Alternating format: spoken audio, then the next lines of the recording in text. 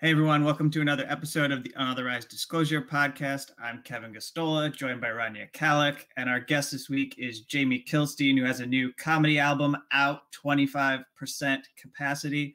Welcome to the show again, Jamie. Hi, friends. I already told you this off air, but I've missed you both dearly. Yeah, we've all missed you. Yeah, everybody, society. Isn't it? That is kind of the cool thing I just realized about quarantine, though, where it's like it's not really any of our faults that we haven't talked. We can just blame a pandemic, which is great. Yeah, exactly. So I suppose people watching are immediately going to go comedy album. How do you pull that off? And why do you want to kill our grandmas? Right. So why don't you begin by just talking about putting this album together? I know it was in Colorado Springs. And no. So it actually was in Denver. I wrote that shitty introduction like right before. Well, I'll explain it. But yeah. So I've actually been playing it really, really safe with COVID. I like over quarantined for the first couple months because I mean, one, I'm sort of like a weirdo, introverty, loner, anxiety person anyway. But I live in an area, it's all old people. Like I live in this kind of, I don't live in like You're downtown. Like You're like a grenade. That's what it is. And like I walked in before COVID and people were like, that guy's trouble. He's going to kill an old person.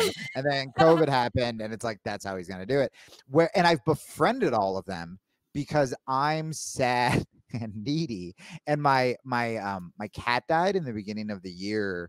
And I was so fucking sad that I would man, you're really good on the comedy stuff here, Jamie. Dude, I know. Oh yeah. By the way, guys. Oh, I haven't even gotten to where I tried to kill myself. Guys, I'm the funniest.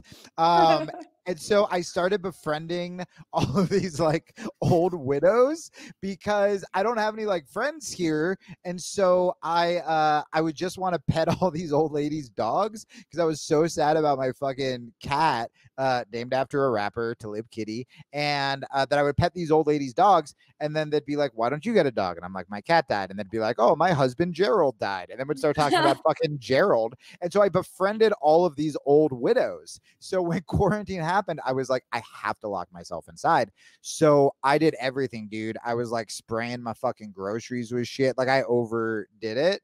But then we got to do it anymore.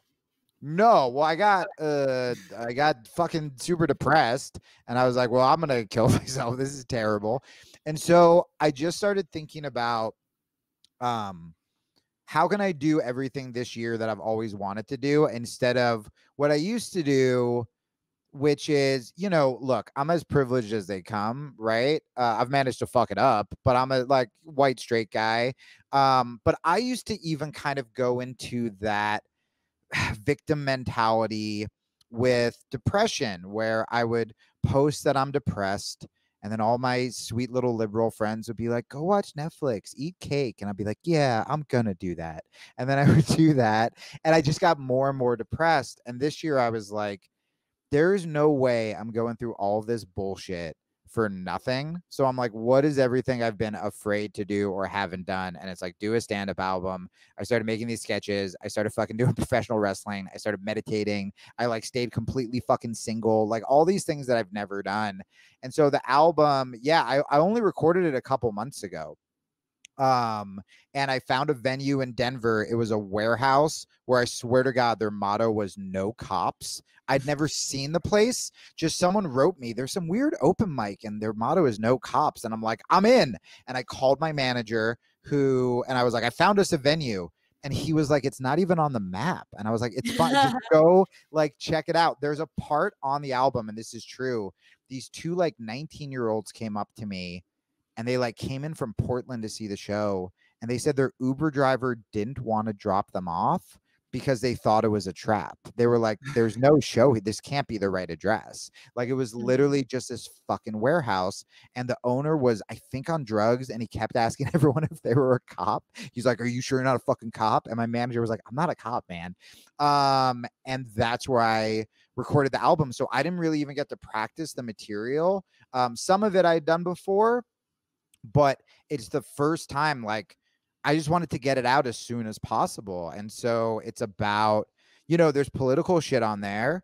There's COVID stuff on there, but it's also the first time on a stand-up album I've talked about like sex and dating and shit that I would have never talked about before. Because I didn't have a fucking agenda. I was like, just be funny and talk about the shit you're thinking about. And so, yeah, that's kind of how the album came to fruition at like an illegal fucking speakeasy where the motto is no cops in Denver, Colorado. I should say my first album I recorded in a theater. Oh, how the not ever mighty have fallen. So that's it. That's like the gist of it. An album. How was it doing like a show during COVID? It was great. I mean, so I did a club week for the first time. I did Thanksgiving week at like a club, and it was socially distanced, and there were probably like the Wednesday show maybe had like 50 people. The late shows were small, like 20 people, and then the Friday, Saturday shows were like, let's say 100. And I'll tell you, man, I mean, it's in Arizona, and the audiences I could gauge them. They were like much more conservative, but people were just so fucking happy to be at a show that I think I had a lot of leeway. Like I was calling them out on their shit and they were like hooting it up. People were excited, and it's weird. I don't know how you guys feel or how much you guys have been traveling, but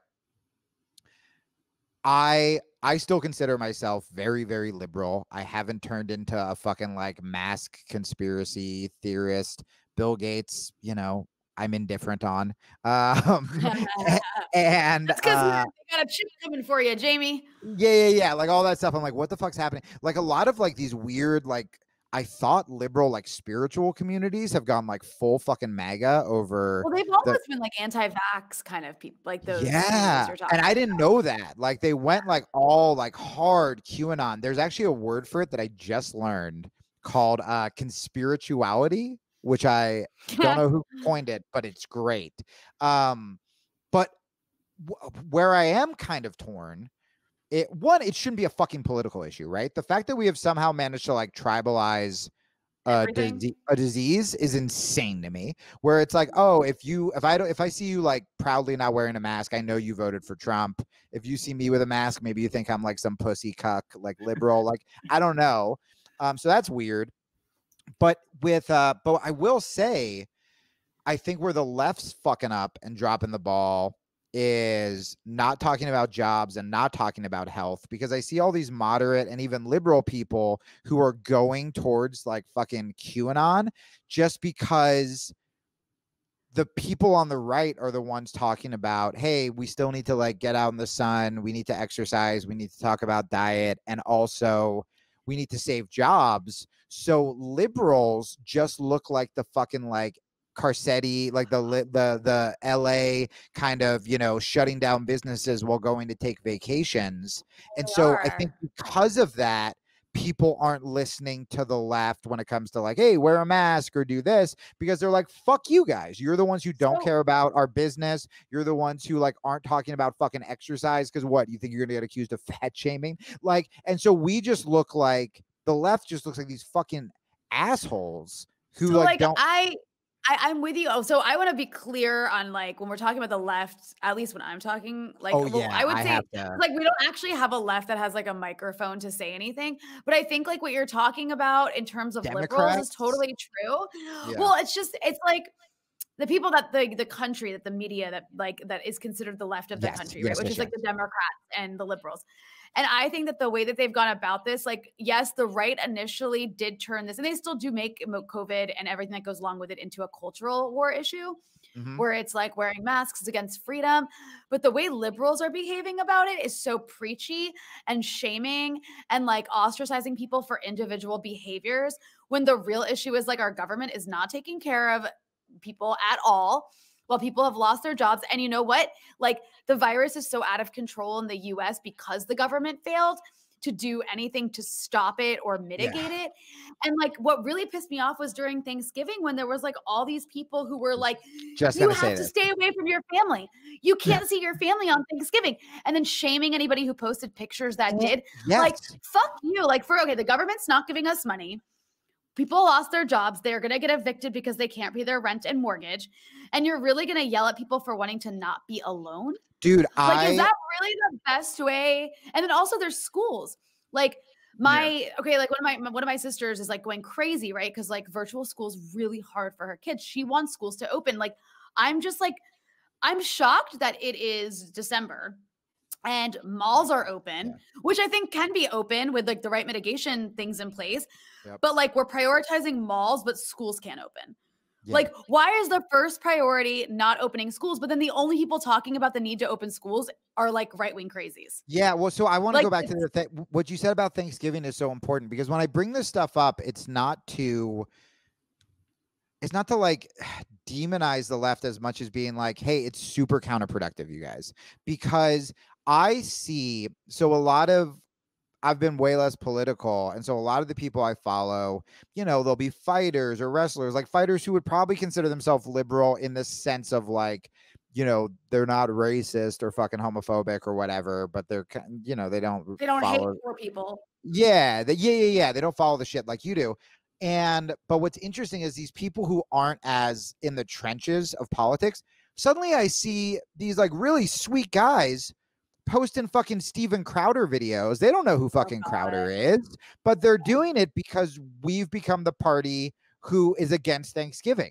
And so then all these right-wing people who are just these racist, and by the way, fuck the right for being so snowflakey about their freedoms not wearing a mask when, you know, however many months ago when we were talking about black people being gunned down in the streets, they didn't give a fuck about, you know, black people's freedom to walk the streets without being gunned down or being choked to fucking death. So it's like they're just as hypocritical and awful as we are. But when we do it, it's like, I like to talk about the left doing it because it's hurting our causes. I see all of these moderate. Wait, what do you mean when you say the left?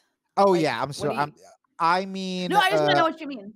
I mean what you're talking about, like the fucking Chuck Schumer, your basic run of the mill. Jamie, you can't call Chuck Schumer the left. No, like, no, it's like that's like an insult and epithet on this show. What do you guys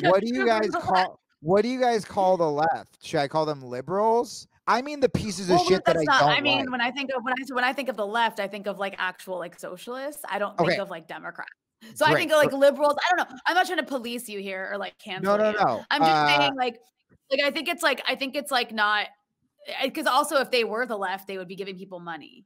Which well, I think in a general sense, what you're trying to say, Jamie, is that there are these people who keep freaking out over those who are like taking their lives into their own hands and thinking that they can minimize the harm themselves, like, which I don't actually have a personal problem with if people are actually caring about their family and friends and people around them.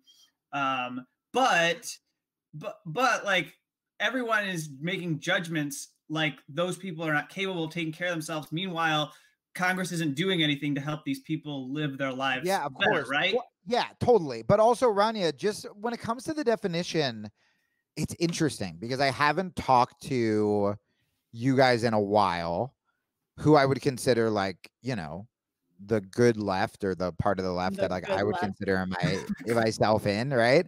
But like, it's so interesting when you say that because I've just been talking to non-political people who still, lots of them have big Twitter followings or whatever. And I'm like, oh, actually this sort of like vernacular disagreement is sort of part of the problem in the sense that like when I talk about the left, I'm talking about what the media portrays as the left. And the bigger problem is that the actual left, and I mean, I used to talk about this back when I was covering Nader, the actual left doesn't get coverage. So you kind of have to be like, where it's like, yeah, the left you guys are talking about, unfortunately, it's like, oh, of course I wasn't talking about them because they're not even on fucking TV. I'm like, it depends. It's also like, you know, I get what you're saying, but it's also like, what does it mean to be left? And so when I think of left, I think of like not a right-wing capitalist like Chuck Schumer. Right. Or on MSNBC. I get what you're saying is that like in popular culture and generally speaking, because the corporate media gets to define left and right, like what people think of as left is just Democrats. And that sucks.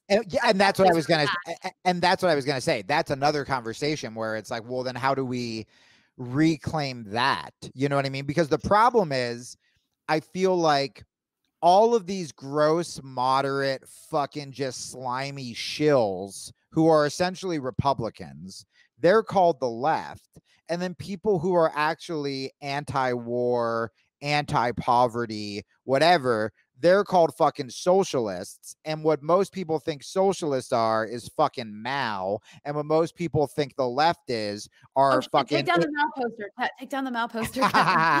And then what most people think the left is fucking incompetent Chuck Schumer people or Pelosi's or like hippie dippy losers who like want to yell at you for eating meat. Yeah, exactly. That's me with my background and my fucking vegan tattoos.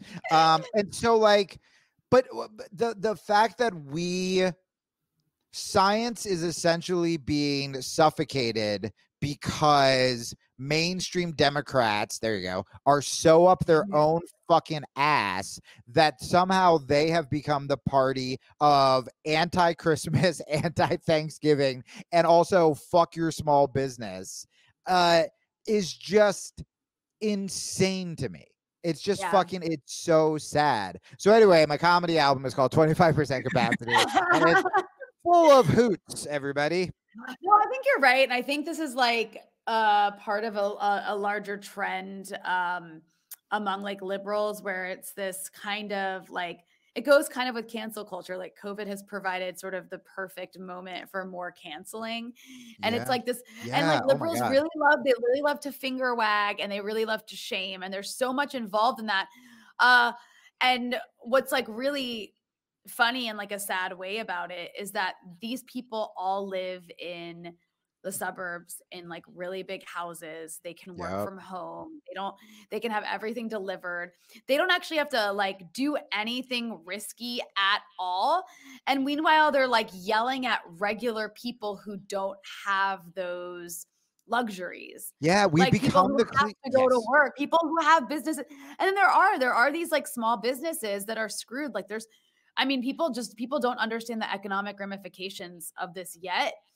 Because it hasn't fully played out. But people are shuttering their businesses. They cannot stay afloat, and the government's doing nothing to help them. I understand why they want to stay open. It's their livelihoods. Dude, well, so many of my friends run like jujitsu gyms and shit. And which, by the way, is like infinitely more essential, like exercise, especially than a bar, right? And like, again, they're going full fucking right wing over this. And COVID has sort of, as you were talking, I realized where it's like, oh, we are finally becoming the exact stereotype that Republicans have said we are forever, which is these like coastal elites who don't give a fuck about your business, who don't give a fuck. Because for the longest time, you know, Republicans were saying that about liberals, and it's like, oh, fuck you, you're the one who wants to like give tax breaks to Walmart and tax these people more and like blah blah blah blah blah. But now it's like, if you look at these elevator pitches of what mainstream Democrats are doing, we are those people, where we're like, fuck your family, fuck this, fuck gathering. I mean, guys,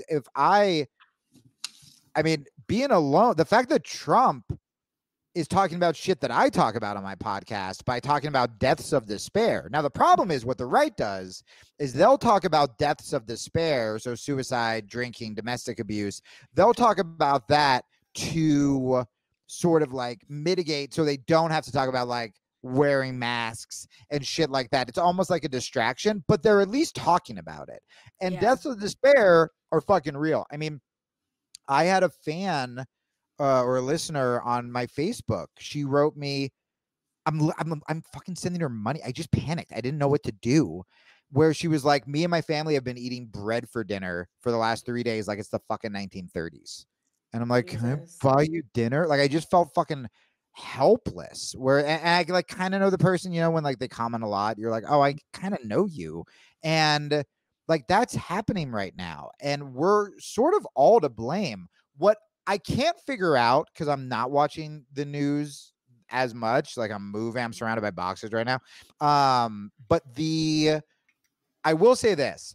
I know we're fucking up on COVID, but it was interesting because I'm in Arizona right now where the, you know, cases were skyrocketing. We were like riddled in COVID. But God, everyone's happy, right? I still see masks everywhere. I still see social distancing, but like I'm going to the gym. I've gone out to eat a bunch. It's been social distance, blah, blah, blah. I did shows in Arizona. When I went to LA, it's fucking miserable. Everyone is so tense. Everyone is so angry. And again, this is just what I saw. Everything is shuttered down. It looks like there are parts that look like fucking Mad Max, places that I ate. And when I first went to LA, it was when Arizona was spiking, and I was like, okay, I guess this is what we got to do. We got to be fucking miserable and, you know, shut shit down more, blah, blah, blah. But then I got back to Arizona, and then California spiked just as fucking hard as Arizona. Yeah. So I'm like, I don't know what and this is why I just wish everybody could talk to each other and be like, hey, how do we fucking wear masks? How do we keep businesses open? Can I make like a little admission? I was in LA like 3 months ago. Okay, yeah. And I kind of became, and I'll explain what I mean by this, but I became almost like an anti-masker because I love that you're saying this. I'm already with you. Yes. Because everyone should wear masks when they're inside, for sure. Yes. Or if you're like in a super crowded place where everyone's like shoulder to shoulder outdoors, absolutely. But 100%. We know from science, like we know, especially not even just science, we know because of the protests that happened over the summer and the fact that there weren't spikes afterwards, we know that being outside is relatively safe. That like you're in the best, most ventilated place you could possibly be when you're outdoors. And air droplets are diluted. And as long as you're not in someone's face and there's a little bit of distance, you don't need a fucking mask. Yeah. So why is there a mask mandate in LA? Like everyone, at first I thought maybe a part of it might have been because of the wildfires, because there was a lot of wildfires back in September. I don't think it was. That might be why people were wearing, like some people were wearing masks, but I actually got stopped several times and told outside I need to put my mask on. And then I even got ice cream outside. And I got so angry because there was plexiglass between me and the guy who was selling it to me. And like several feet. And he was like, I'm going to need you to put on your mask before I can give you this ice cream. And I seriously almost wanted to like punch him in the face and be one of those people who ends up on Twitter on like a video that goes viral because they won't put on a mask. You should have had a Los, I call it, you should have had a Los Angeles woke off where they would be like, you put on your mask. And then you could be like, I'm a woman of color. And then they'd be like, what do you got, motherfucker? And then you have to keep going back and forth until somebody wins, right? This is the shit that is infuriating. Okay, so I felt the exact same way. And I'm like on the beach running. I'm running on the beach in Santa Monica. Myself, and I'm weaving I'm going really fucking far to like go around people and stuff.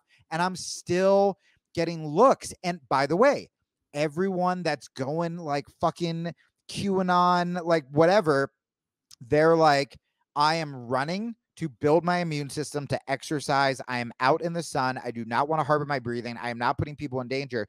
And when we police them for that, then they get to go, well, then everything else is bullshit. Then I don't fucking believe you at all. And then they start checking out, and then they go, fuck your mask. I'm gonna open my business. You know, like it's again, I mean, you brought up cancel culture as a really interesting comparison, which I never thought about, but it's the same as if you're conflating, you know, somebody has a clumsy tweet versus structural inequality. It's like, well, if you make as big a deal out of the guy who made a clumsy joke that you took as racist, or this person being cast in this movie, as you do for the legit systematic oppression of black people are going to take the legit systematic oppression far less serious because you're turning into the boy who cried wolf. And it's the same with the mask shit. And by the way, now we're seeing in LA, like if it's not even fucking working, then you guys are just turning into fucking caricatures of what the rest of the country thinks that the left is.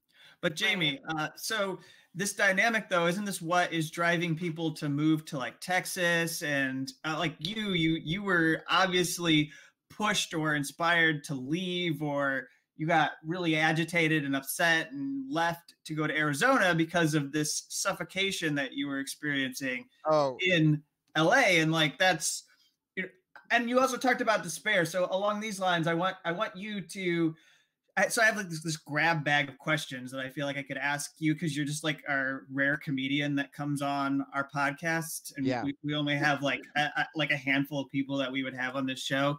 That ew, who the fuck are the other comedians? I don't even want to know. I'll just get mad. We had Lee on our show, Lee Camp. Fuck Lee Camp. Okay. I was kidding. I like that. Jamie's like, who the fuck is coming on this show? It's not me. You guys. First of all, Kevin, I want to say before you get to the grab bag of questions, you're being such a professional. Every time someone tries to give me more credit than I should get, I have to stop them, because like everyone, for example, guys, I'm still not good at making business choices. Everyone. The 1 year I didn't make liberal political jokes were like the 4 years that I would have been very famous to do it, like by doing it, by making Trump jokes. And I made like one Trump joke, I think. And it was kind of like, and it wasn't even a whatever. Like my whole business was like, I started talking about politics under 9/11 when you couldn't talk about politics. Then when I finally got on TV, I talked about drone strikes, but it was under the Obama administration when no one wanted to hear it. Then everyone starts making Trump jokes, and I go, I'm not going to be political. I'm moving to Austin, Texas. In the same vein, people go, oh, you're moving there because of Rogan and like the comedy scene. And I'm like, hey, what? No, that'd be really weird if you actually picked up and moved just to follow Joe Rogan. No, I know. Like, who would do that? So many comedians are doing it though. And I was really? like, yeah. And I'm going for fucking professional wrestling. I'm like, I want to stay the fuck away from comedy. I'm literally going for wrestling and psychedelics, essentially, are the two things that I'm going to be doing in Texas and living my best life. But the reason I moved here, Kevin, this is where you gave me too much credit. Like, you know, Jamie was fed up with the system, and no, Jamie was in a failing relationship, and both of us were codependent and so sick of dating in Los Angeles that we convinced ourselves it was Los Angeles's fault, and we picked Tucson randomly and moved down here. Now, what I will say, when I got here and finally getting out of that LA bubble, because I've only lived in like Brooklyn and LA, which you can tell by my fucking beanie and beard. I have made all those observations that you talked about, but I didn't originally. I wasn't part of the California exit, like Rogan exodus to like damn the man. I was just like pathetically trying to hold on to a dying relationship, which is why I moved here. But once I did move here, you know, in hindsight, I sort of saw all of the downfalls of the kind of bubble I was in, and you know, just getting out of the city and being in fucking nature and doing a lot of mushrooms has been great. So I just wanted to like be clear, so I didn't sound like I was like an ahead of the curve radical. I was like, no, I just can't hold a relationship. Well, there's two ways I could go, but let me just ask the more important question, which is, since we talked about how small businesses are under the stress and what you've been seeing with people who run jujitsu places and stuff like that, I'm curious if you've watched any venues close over the last year and, you know, thought about, no, but I mean, like, they're never going to be back. And I'm just wondering if you have a story of like any place that you enjoyed doing your performing and like you're afraid it's never going to exist again because of COVID. Yeah, I mean, I don't know what's going to happen. I'm so lucky that I do podcasting and stuff as well, because suddenly it's just comedy didn't exist. Music didn't exist. The biggest comedy club in Austin shut down. It was called Cap City Comedy Club, and I used to open for Doug Stanhope there. It was one of the first places guys, here's something. If people hated me before, hold on to your fucking hats. Before I knew who Alex Jones was, I met him and gleefully brought him onto stage in Austin, Texas, because people forget this. So like Bill Hicks and George Carlin are like the two comics who get named as like, you know, the old school subversive, fuck the government, like edgy comics, right? So I grew up obsessed with Bill Hicks, who was a Texas guy. And because he lived down there, Hicks one of the things that kind of radicalized him was what happened with Waco. And one of the guys who he went down with and kind of became friends with was Alex Jones. And, you know, this was back in whenever the fuck Waco happened. And so when Doug Stanhope was like, Alex Jones is here, I was like, cool. Someone who knew Bill Hicks. I had no idea. I just assumed he was like a guy who like called out the government and whatever. So Doug Stanhope, who is an insane person and a brilliant comic, thought it would be funny at a sold-out comedy club in Austin, Texas, to bring up Alex Jones to do a set. And so I brought up Alex Jones, and he was like, introduce me as the king of conspiracy or something like that. And I was just like, I had my fucking beer in my hand, and I was so excited. I was like, the king of conspiracy. I may have hugged him when he came up. And then Alex Jones screamed about the or the New World Order until half the audience booed and walked out. It was the craziest thing I've ever seen. And yeah, that club's gone. And it was a nice club. It was like an A club. That's gone. I'm sure so many music venues are shutting down. And again, what's interesting is I did this show, just this local radio show, to promote my Arizona shows. And I didn't really know that the guy was like kind of conservative because it was on like a mainstream rock station. And he's like, yeah, we're doing a thing called Save Our Stages. That's why we're having you on the show. And yeah, I think he was like a more conservative guy taking the mantle of, you know, we have to help our artists and help. So it's, and I've seen a ton of jujitsu gyms shut down. And then, dude, I went on this, God, I hope he doesn't listen to the show, but I went on this guy's show who I thought was like, we're kind of on the same page. He's been a big, you know, he's a scientist, and I assumed pretty liberal. And he's been really big on the masks and stuff. And he was like, come on my show, because I made a couple like pro-mask videos, and I made some like, you know, Black Lives Matter videos, and you know, those are kind of the only political issues I went into. And I go to him, I go, well, hey, what's your advice for like people who they lost their gyms? And you know, this guy makes a really good living online with like his courses and stuff like that. So that's what I was kind of trying to feed him to talk about. And he just goes, yeah, they're just going to have to deal with it. You know, if you made a living doing jujitsu for like a couple years, like that's great. You got to do that. And now you have to move on and get a day job and whatever. And I was like, ugh. Like to have such little fucking empathy, how that would make anyone want to come to your side blows my fucking mind. But then I started talking about like George Floyd, and he was like, yeah, but what about like black on black crime? And I'm like, oh, you're not the person I thought you were. And then he started quoting Sam Harris, and I was like, oh, I see what's happening here. Slowly back my way out of there. But yeah, man, it's fucking heartbreaking, and we should be fucking heartbroken, and we should be ashamed, and we should be trying to help artists as much as we can, but also trying to help like regular people and small businesses, and the lack of empathy that is happening right now because we just want our side to be right when both sides are completely fucking dropping the ball is just, it's a fucking travesty. I mean, no party wants to give people like an income while they don't have one. Like people, I mean, the level of suffering. I know 2 people who are going to be evicted in one city at the end of December. Like, and I don't know that many people. Like, I don't have that many friends. So like from the few friends I do have, 2 of them are going to be evicted at the end of this month. Like, because the eviction moratorium is going to be lifted. And that's only for where the moratorium has even been in place. There's not all places have moratoriums. So people have been getting evicted. Like, it's just, nobody's actually doing anything. Nobody who has power is doing anything to help people. And so at the end of the day, like all we have is like, I don't know, like all we have is people just kind of tearing each other apart for like individual choices. Yeah. And I see that as a huge failure of the people who are in charge on both parties. Me too. And the amount of dumb shit. I mean, just look how much this fucking election cost. When I saw fucking that Biden, was that real? That fucking Biden, where they were trying to raise money to like prove that he won the election. We need money for our transition. You know, Biden raised $1 billion.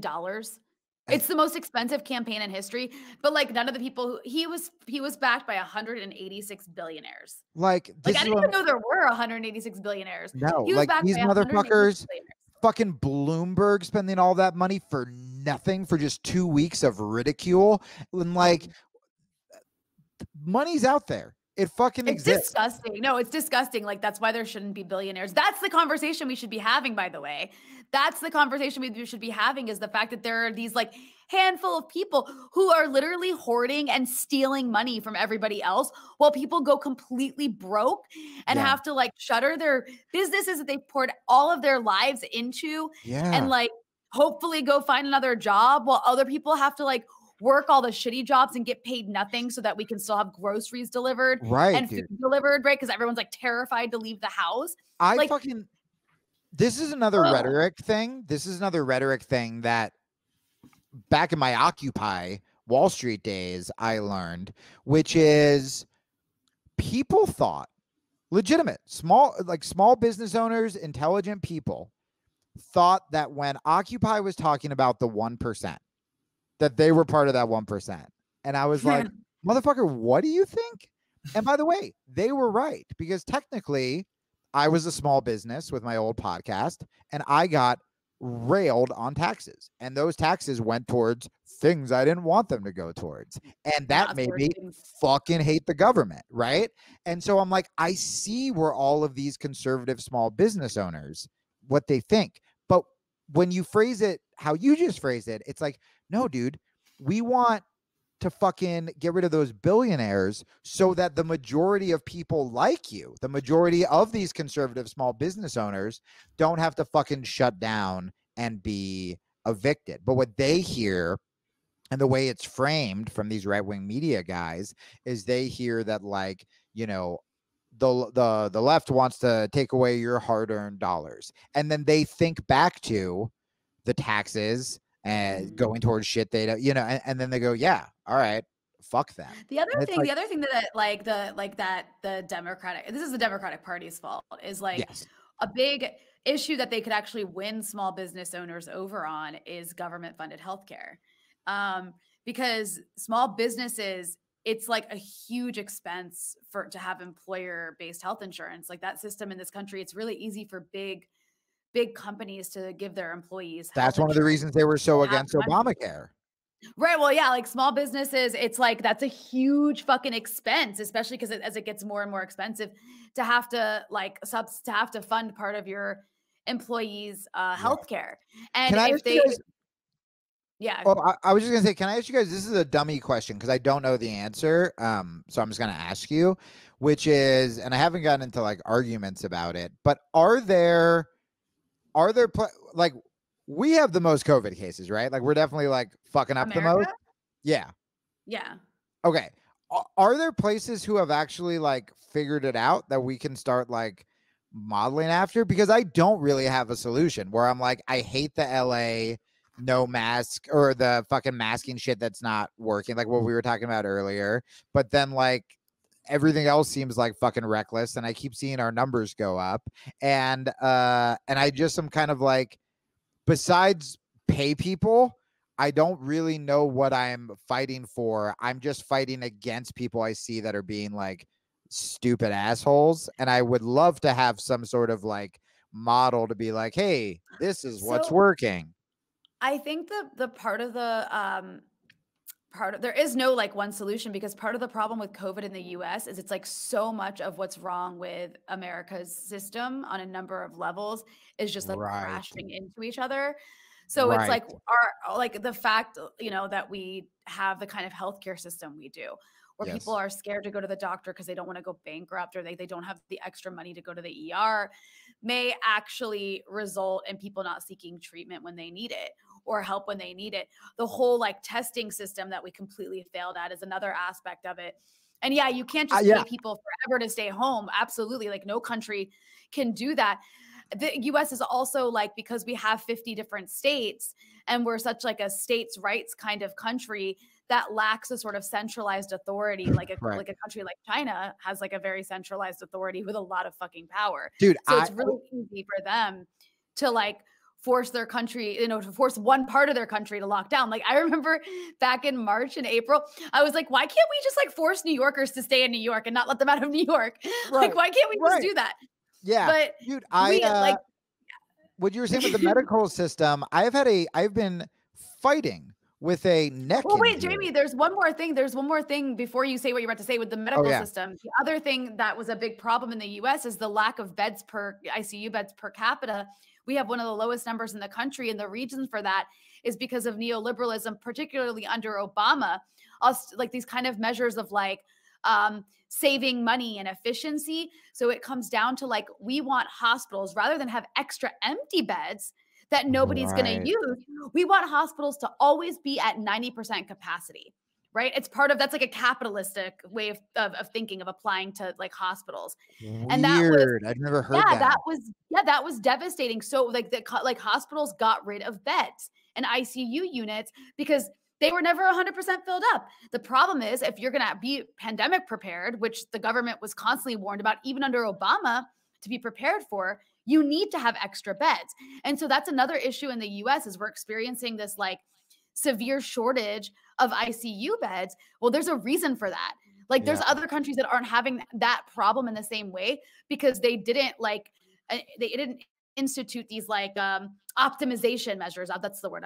Optimization. We want to optimize. Wow. And the way you optimize in the hospital setting is to get the bang for your buck. And you can't do that if your ICU beds are always empty. Dude, you got to get rid of most of them. Anyway, sorry. I didn't. No, don't be sorry. No, I didn't know that. Like I'm learning that. I'm so glad you said that. Like that's fucking insane. And I've said this from, guys, we have to circle back to, I have to trash centerists and myself even when I came on this show last, because I just feel like publicly I need to say this as many places as humanly possible. Instead of promoting my comedy album, I need to piss people off.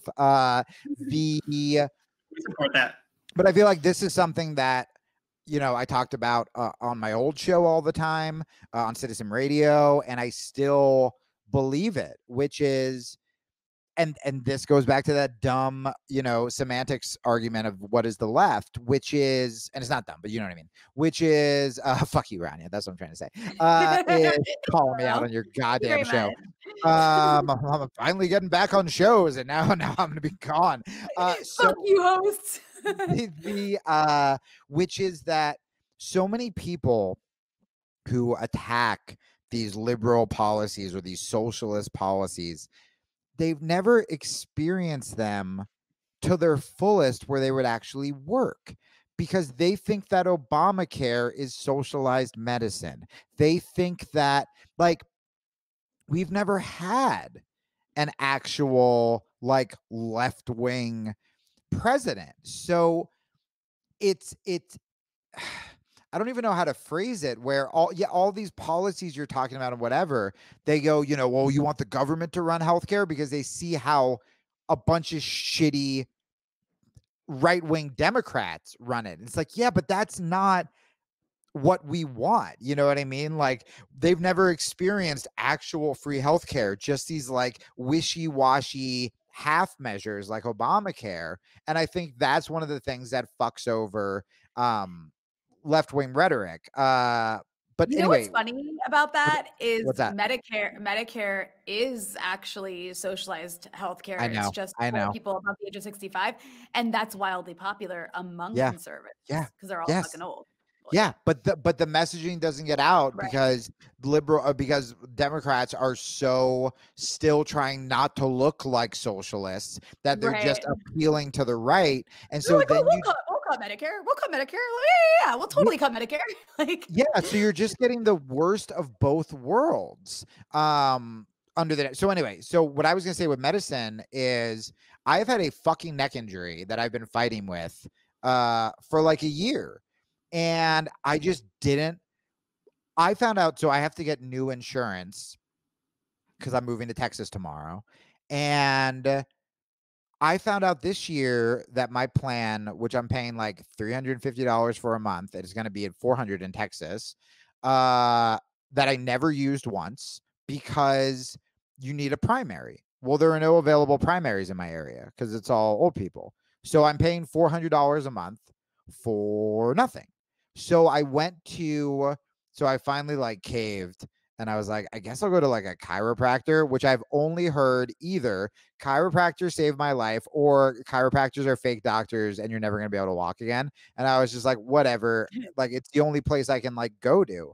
So I went to a chiropractor. He could write me a reference and he goes, oh, you need an MRI. And I was like, great, I'll just go get an MRI. And he goes, oh, well, you have to get an x-ray first, even though you need an MRI.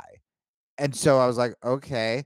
So then I went, and by the way, everyone that I talked to in the healthcare system knows. The fucking receptionist goes, yeah, this is bullshit. I wish I could just give you an MRI. The girl who gave me the x-ray, yeah, this is bullshit. I wish I could just give you an MRI. And then I just got a bill for it. And I had to pay $80 for a fucking, on top of the $400 a month for an x-ray that I didn't need. And then it's going to be such a pain in the ass to go back to get an MRI that I'm like, fucking, I don't care. So you think people are going to go through that for like COVID? I literally can't sleep on one side of my fucking body. And I have insurance. And by the way, I found out I don't have it over out of state this whole year, an HMO. And when I went to get it in Texas, they go, yeah, none of our policies cover out of state unless you like are dying. Like if you have a heart attack or if you like get into a car accident, it'll cover you. And I go, so what do I do if I go out of state? And he's like, well, you can purchase like out of state insurance. And I was like, this is insane. And everyone that I was like, hey man, I know this isn't your fault and you're just a dude on the phone, but this is fucking criminal. They would all just be like, like they all know. Like the system it's fucking criminal. All right. So comedy, baby. You did this comedy album, Jamie. Let's bring the yeah. So I do have this question that I want to know. Are these are your track titles, is that your set list or did you do those? Is it different? Like or what we seeing, is this what you look at on stage to keep you going? Oh yeah. I have really weird my set list looks like I look like a crazy person. Like part of my set list that I looked at, it literally said come, and then the next thing said pig Buddha. And it's just like, I don't know what any of this means. Like I have little keywords. The producer came up with that track listing because he's the one who like submits it to Sirius and shit like that. So he's like, it has to be, it can't give it away, but it has to like make you wanna. But yeah, I mean, I'll do stuff in like chunks. So I'll be like dick pic, and then I have like a dick pic chunk, or then like vegan, and I'll have a vegan chunk, or like guns. It's like, that's my gun control thing. But I like not having a set list because you find much more natural segues. So it is more conversational. Like, you know, doing these club shows, I got to work with some comics who open for me, the host and the middle act, where, you know, they've only been doing comedy for like 4 or 5 years. And I forgot that those first fucking like 8 years is a comedian's trying to sound like a comedian. So it's very like, hey, ladies, you know what it's like to, and it's like, who are you talking to? You sound like this is insane. And, so I like not having a set list. So like when I did these headline shows in Phoenix, the first night I brought a set list up, which probably looked kind of like the back of the album.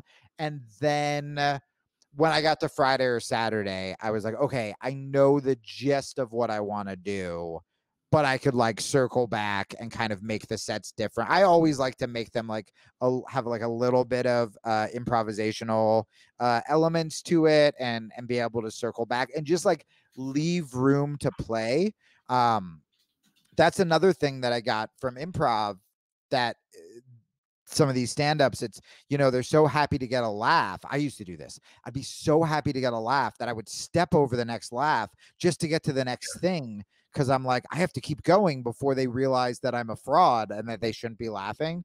Whereas now I leave space where if something gets a big laugh, because I'm not glued to my set list, I can go, okay, what's next? What's next? Like, how can I tag this? How can I add to it? How can I talk about something how can I talk about the way that person in the audience responded to it?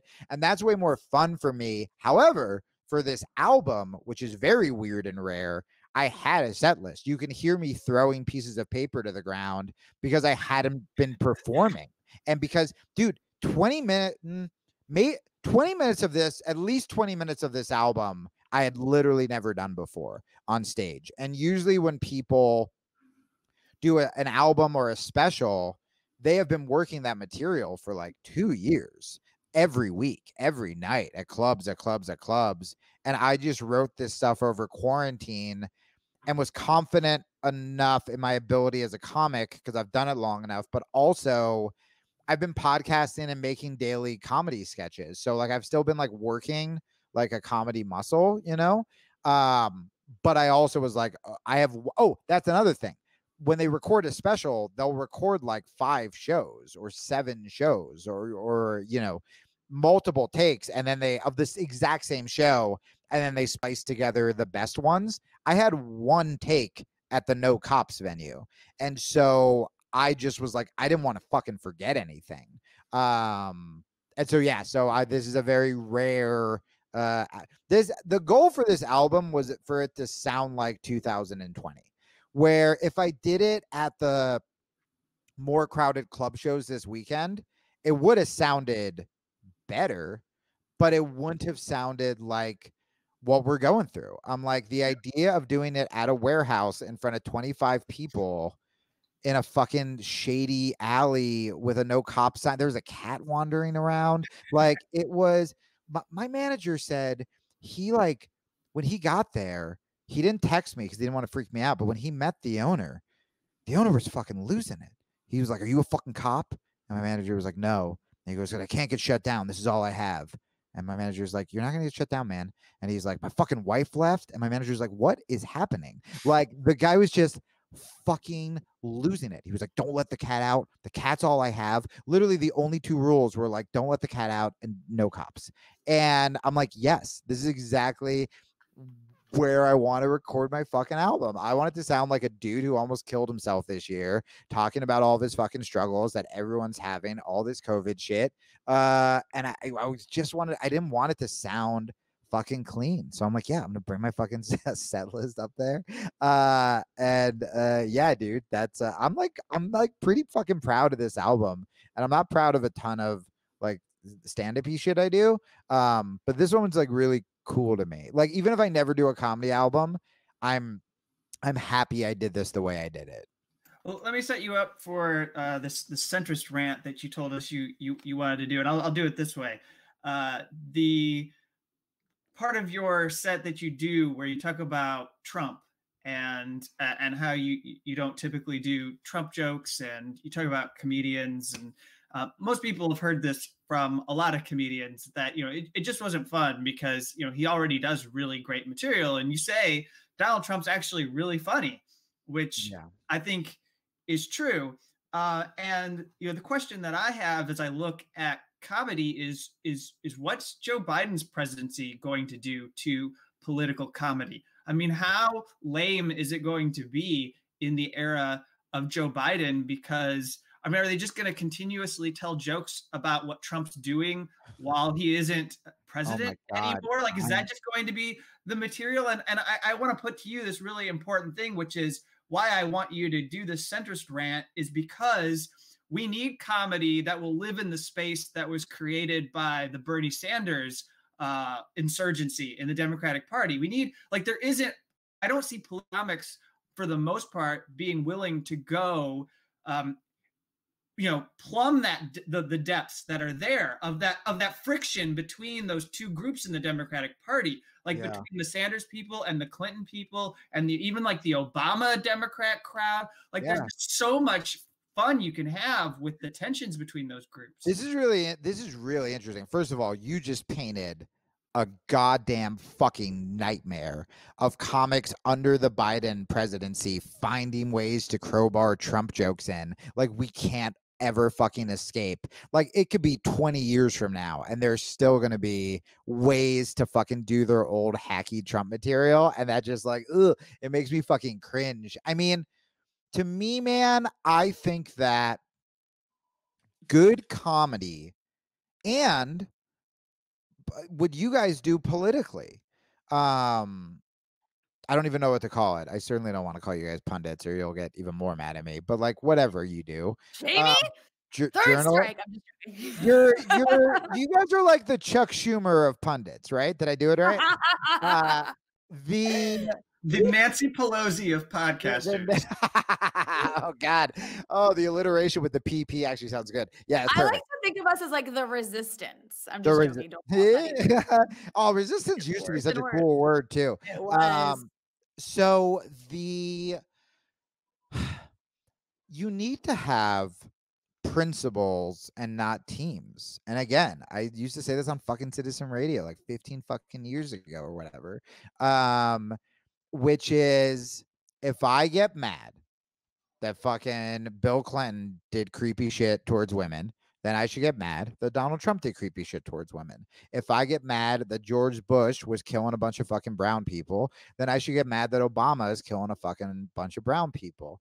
And, you know, to me, I got a lot of shit for doing the drone stuff under Obama, especially on Conan, because Obama was at least, and you guys may hate me for this, but like, he just like, before the presidency, take politics out of it, he just seemed like a good, cool man, like a good husband and dad, and like, yeah, he has a little fucking dog, and he played basketball, and he listened to good music, and he's probably the reason that Hamilton was a thing. And it's like, he just seems cool, right?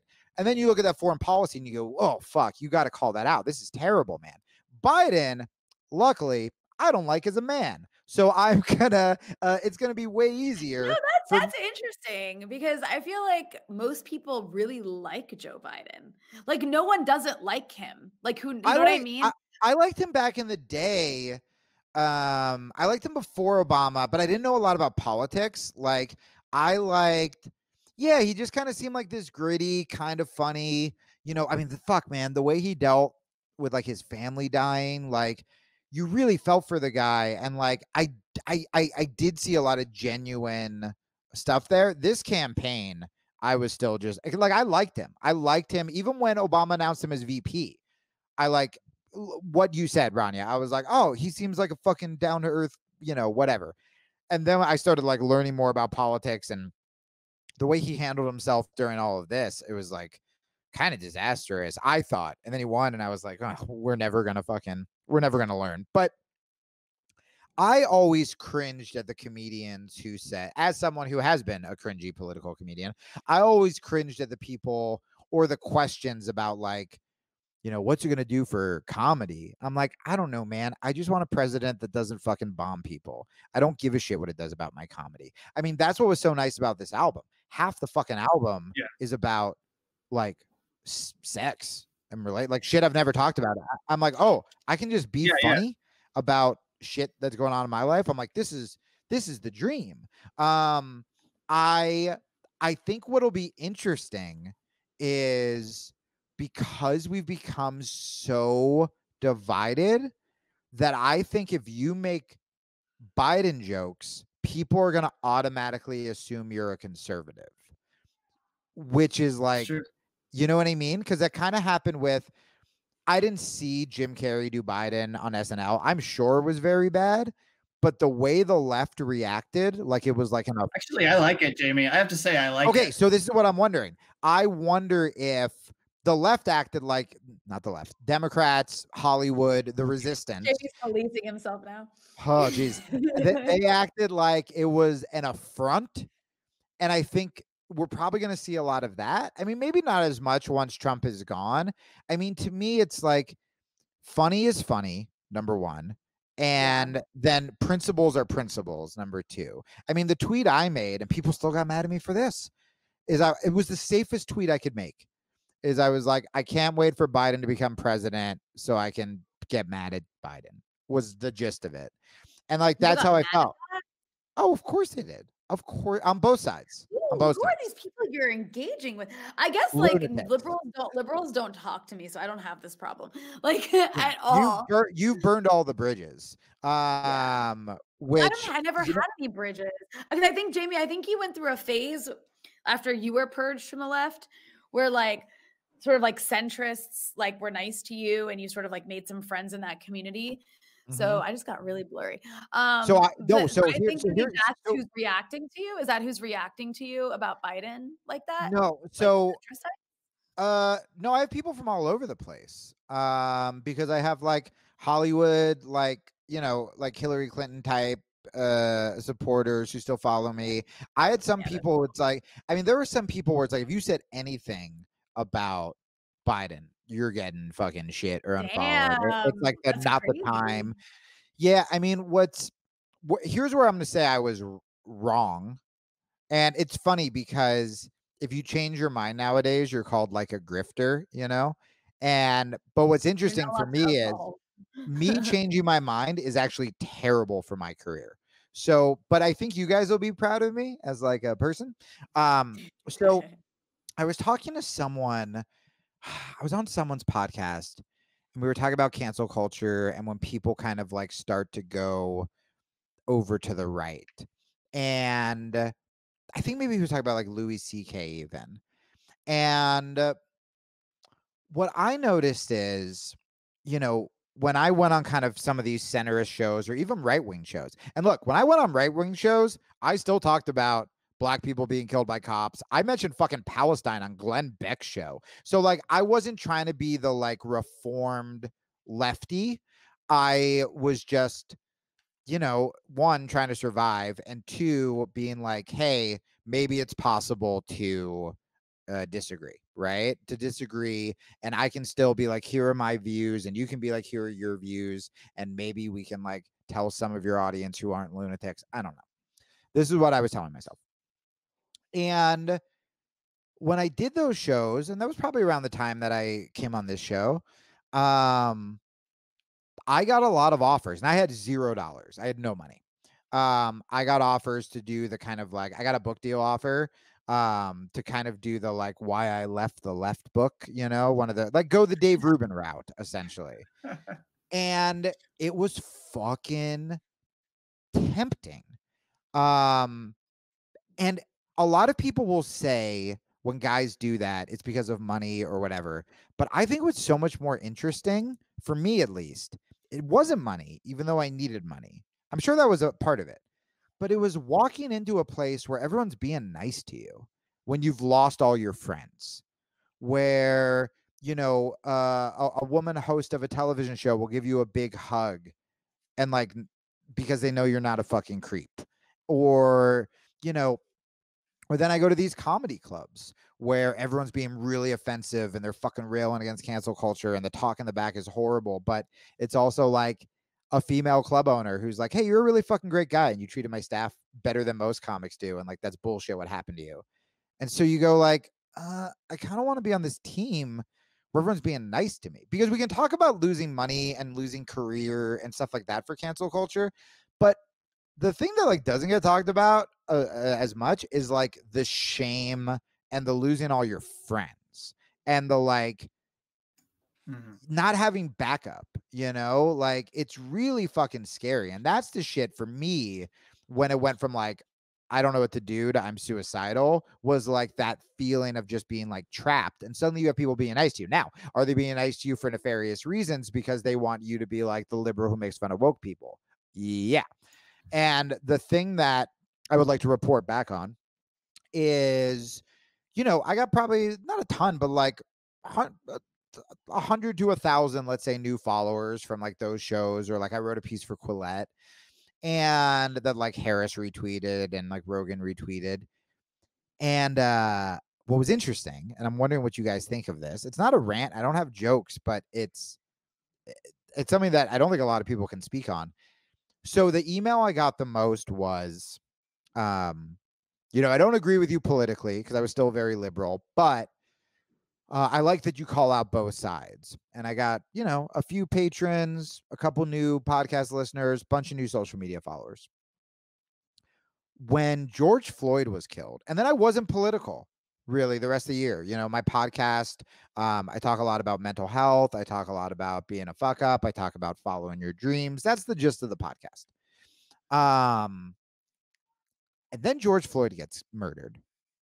And I talk about George Floyd on the podcast. And I make a comedy sketch on my Instagram instead of being, you know, the usual shit I do, which is usually just like some form of me falling apart as a man. I do one about police brutality. And not only can I tell you that I lost pretty much all of those people, but what was interesting, and I'm wondering what you guys think of this, is some of the messages I got were like, didn't you fucking learn your lesson last time? Like you tried to be a liberal, or you tried to stand up for black people or women or whatever. Or people would be like, oh, looks like fucking cuck McFeminist is back. I thought you fucking, stop that shit.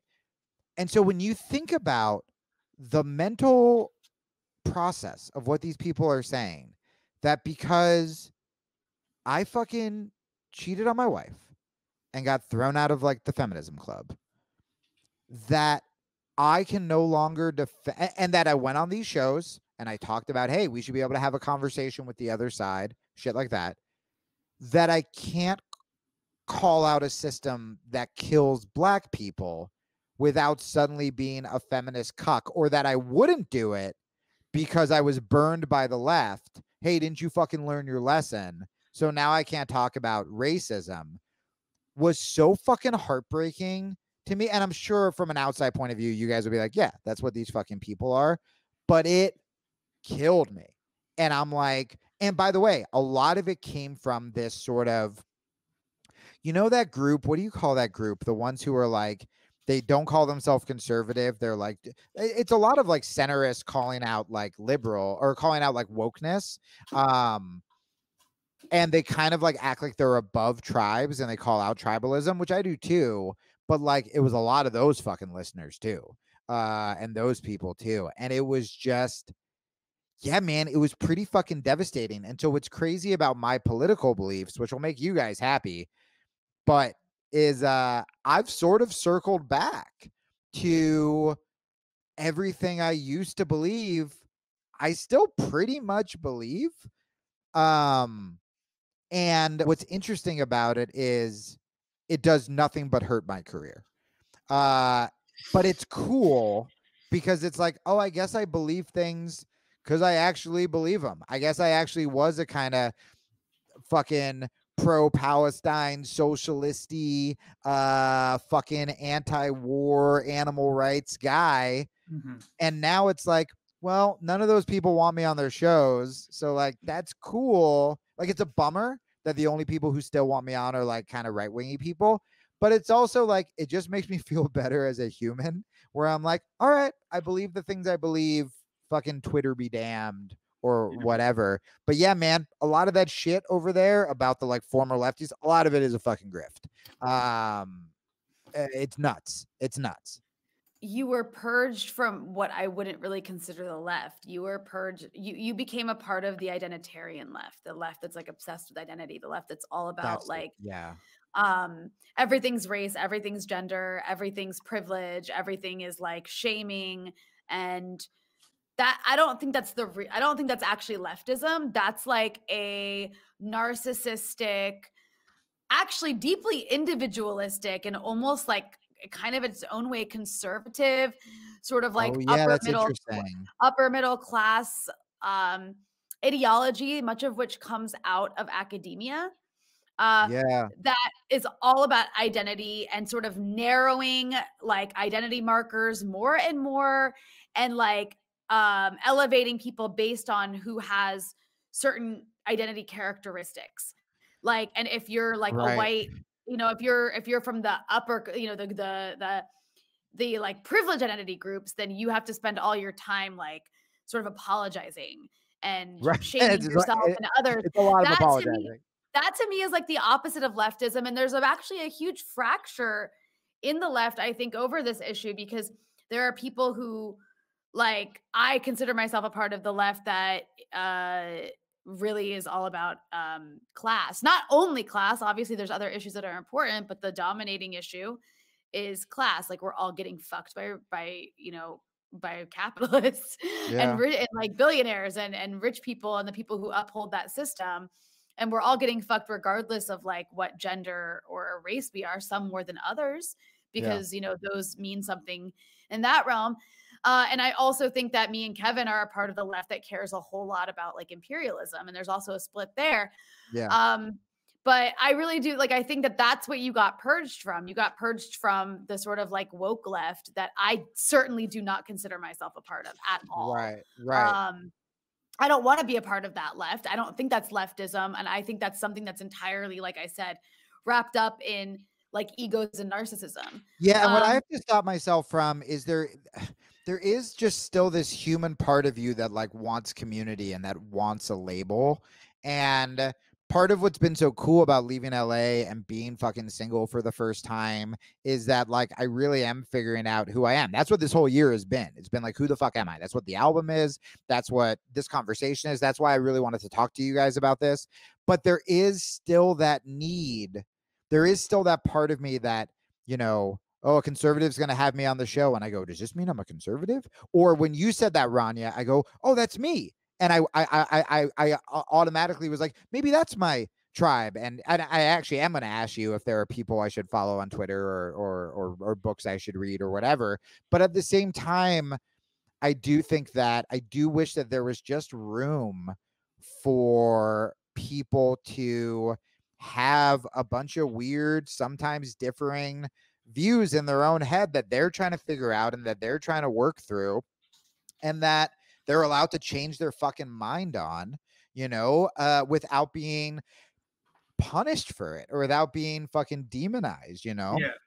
Well, this is what I wanted to say. So I think that you can't sacrifice your authenticity, especially since you're a comic. Like, people are going to be able to tell that you're being fake right away when you do your sets. Am I wrong or not? No, you can't.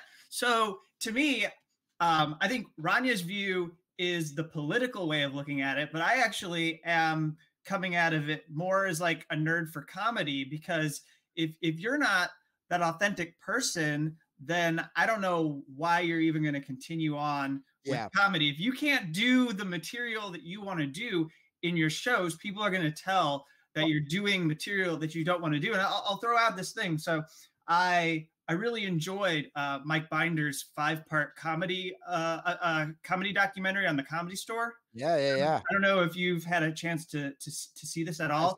I started it. Yeah, it was great. Well, the fifth what they call the fifth episode is called The Birth of a Bit, and it opens where they've got Joe Rogan and they've got all these people out on the top of this roof talking. Bill Burr's on the rooftop. I believe Whitney Cummings is out there too, and they're all just talking about and Jay Leno's there, and they're talking about the way comedy is right now and how, you know, everyone's afraid to tell a joke that's going to be taken out of context and it's going to be spread viral and it could end your career. It could be on the morning news programs and people won't like it. And to me, I just kind of think like you kind of have to look at the people who are in the comedy scene with you and find people you can lean on and just basically say, fuck everybody, because like you're not able to do your shit if you're going to be concerned about every word you're saying, and you have to be authentic. Like that's where, like, I think that's where comedy greats have come from, is the people who believe in what they're saying and don't give a damn about what anybody else thinks. And I know that usually politically, when people hear that, what they think is, oh, this is a white-skinned bro, and he just thinks like the patriarchy should continue. That's no, I mean that like it's completely impractical to spend your time on stage. Like, you go do it. I challenge them to go do it. Spend 5 to 10 minutes on stage thinking of what everybody else thinks about you and trying to shoehorn your set into their sets of beliefs, and you're going to suck. Yeah, Kev, I'll save you from the white heteronormative whatever. Fucking Richard Pryor. Could Richard Pryor talk about beating his wife on stage right now? Yeah. No. Like, Jesus, you know, and he's loved, but rightfully, and we just kind of don't mention that other stuff. That was kind of my problem in the first place. And look, I can't live in the past. I can't be bitter about myself, about anyone else. But if I just identified as a comic talking about cheating on stage, talking about, you know, trying to be a better person but fucking up, talking about one night stands, then nothing would have happened.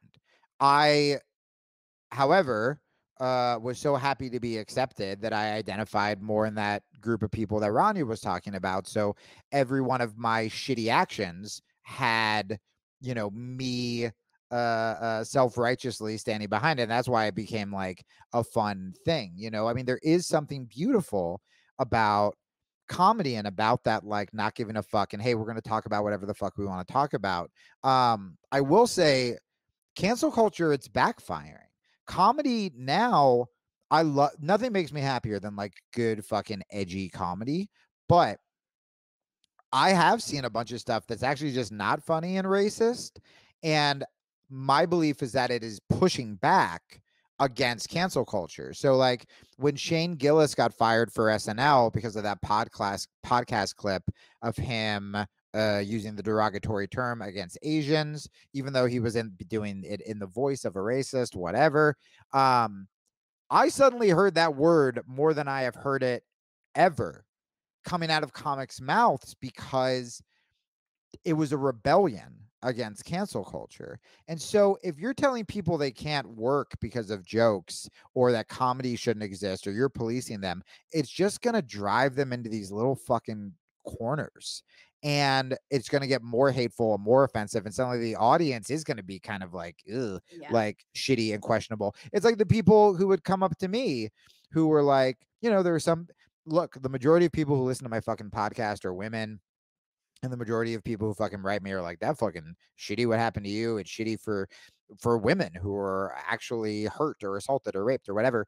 But then every once in a while, you got the person that's like, bro, I heard you on this fucking show. Like, you know, you're really funny. And you're like, oh, thanks. And they're like, we got to fucking stop these fucking sluts, right? And you're like, nope, no, like you're not on my side. I don't want that. Wars again. Yeah, but at the same time, it's like, I think when you start to weed out all these good people, or say, hey, you're wrong for liking that comedy show, or you're wrong for wanting to open your business, or you're wrong for this, it's like now people are being driven to the right, because it's like, well, they're going to at least let me fucking laugh, and they're going to let me fucking see my family on Thanksgiving, and they're going to make it, they're going to fight for my small business.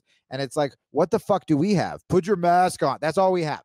And it's like, yeah, people are going to go to the fucking other side. So I totally agree with both of you guys. Thank you for that. Rania, I'm going to ask you for book recommendations. Kevin, thank you so hard for desperately this entire time trying to save me from myself by like setting me up to talk about funny things. And I'm like, here's another social issue. This happened. I went on a spiritual podcast, and within 5 minutes, I'm talking about George Floyd's murder. And I'm like, what am I doing, dude? Like, I just, let me sell comedy records. And something in my brain is like, nah, don't sell Not it. Today. Not today, baby. Today we're going to talk about injustice. Well, we're glad that we were able to have you on to have a conversation that wasn't entirely suffocating and didn't force you to answer for all your deepest flaws. Yeah, I threw it in at the end just in case. But it was great. And again, the album, as I think we've said maybe 5 or 6 times, we've been doing a good job like peppering the title of this album. It's every few things, like throw an album. Yeah, it's like the radio DJ, you know, when they're like sports and weather next. But with this show, it's just like three more weddings were bombed in Palestine. We're here with funny man Jamie Kilstein. 25% capacity is the album. He'll be at the Funny Bone in Pittsburgh this week. Back to the wedding. That's great. All right. Well, we'll definitely have to talk to you again next year. I love you guys. Hang in there. I'm so glad the show's still. I'm so glad the show's still kicking. I'm so glad your guys' support is, because you know you get shit from both sides too, and it's. I admire people like you, because I know what it's like to feel like, dude, I'm just trying to do the fucking right thing, and everyone's mad at me, and it's really lonely sometimes, even when we put out this kind of I don't give a fuck facade. So I just think it's fucking awesome that you guys are still going just fucking strong. And if I was when I'm brave enough to dive more into politics, I'm sure I'll be reading more of your stuff. I will. I do want to add one thing. Ronnie, are we cancelable? Do you think we're cancelable like anymore? Because do you think like we've gone through enough that like we can't? I mean, yeah, so everyone's always cancelable. I get canceled every like 5 or 6 months. Right. But I do invite it though. However, I will say like about everything that you just said, Jamie, on a personal note, I do think like it's important, and for that everybody listening as well and watching, to have friends who you don't necessarily only have to be friends with people who care about politics. And sometimes I find people who care about politics the most are like the most mentally unstable people. Yeah. Like I have of course, a lot of my friends are very political and very lefty, but like I also have people in my life who aren't, and not because they're a bunch of right wingers, but just because they're normal people. Dude. And you have to, and to like be an effective person with a political message, you have to be able to communicate with normal people. You can't just speak a language that only people who think and believe what you do speak. Okay, so now this is the part of the centrist Jamie phase that I still stand by, which is I had a conversation with a cop the other day. Now it was at jiu-jitsu, and it was after I beat the fuck out of him, so I asserted a little bit of dominance. That's the only time it's okay to have a conversation with a police officer after you beat the shit out of them. My favorite thing to do is right before they tap out, going Black Lives Matter. It's great. But afterwards I go, and we didn't know each other that well. He was literally just a much bigger guy. And they go with Jamie. And I beat the fuck out of him in front of everybody. But I knew he was a cop. And then I go, hey man, can I talk to you? And I just go, what do you think? I mean, this is kind of brash now that I think about it. But I was like, what did you think of like the George Floyd thing? And we talked about it, and we agreed on literally everything. On everything. And I go, would you want to like say that publicly? And he's like, well, you know, me and the guys at the station, we talked about it and how fucked up that was. But like, no, I had this NRA guy, this tactical firearms instructor on my jiu-jitsu podcast. And I go, why don't you guys speak out more when there are like mass shootings? And he goes, honestly, we're so on the defense by people acting like we're glad this shit happened that we just go into like protect our shit mode and just start defending the NRA and start whatever. And I'm not saying that's an excuse, right? But I'm saying we should live in the world. If there was a stand-up comedian or if there was a jiu-jitsu guy going around murdering women with jiu-jitsu moves and going, yeah, jiu-jitsu, I'm not going to be like blindly defending that guy. I'm going to be like, we should probably stop this guy. It's making jiu-jitsu look really bad. We should live in a world where like cops feel fucking like they can speak out against bad cops, that fucking you know, all of these that people can speak out, but they don't want to have the conversation because they're like, well, fucking they just called me a Nazi, so why am I going to defend him? Why am I going to, you know what I mean? And it just, I really do think having conversations with normal people, you can actually like what you're saying makes sense too. And when I say normal people, I even mean people like who aren't political, like those, not necessarily like I know, yeah, political, but just like normal fucking people. Like you need to be able to know how to communicate with the kinds of people that Jamie you're talking about too, because like you're going to come into contact with them. You can't live in a polarized in a world where you're like segregated from anyone who has the opposite beliefs of you. But when I was in Brooklyn, I was, you know, I mean, well, yeah, unless you live in like, right, unless you live in like some coastal urban, like, you know, place, a neighborhood, whatever, in LA or Brooklyn. Like for the most part, you cannot go through life only being surrounded by people who think and believe what you do. So it's really important to try to have normal people in your life and like to have, you know, it's good to be political. It's good to like, it's fine if you want to eat, sleep and breathe it, but you also like, it's like almost like a part of being political makes it necessary. This is why this is why Glenn Greenwald has 78 dogs. He just has to surround himself with joy. I don't know, like it's a lot of dog poop though. I'm a little that is true. That is true. Like, who cleans up all that dog poop? This is why I have all those friend requests piling up on Facebook. I'm never going to be cleared. So ever. That's why. So hilarious. All right. I love you guys. Tell me when this is up. I'll promote it. Thank you for promoting the album. And I will come on like anytime. And we just need to talk. Every time I talk to you guys, I'm just like, it's so dumb that we don't talk more. I was out in Tucson by myself. Literally, I watched an improv comedy thing and then listened to blues music And then I was like, why don't I text Kevin every day? It's so dumb. Well, so I'll text you while you're making your way through the Comedy Store documentary because it's it's so fascinating. I started watching that and then my fucking free trial ran out because I got busy. So now I might have to buy Showtime to see it. All right, whatever. We can talk about this another time. Thank you everybody for making it this far and not hanging up when you found out I was a guest. All right. We'll talk to you later. All right, bye guys. Bye.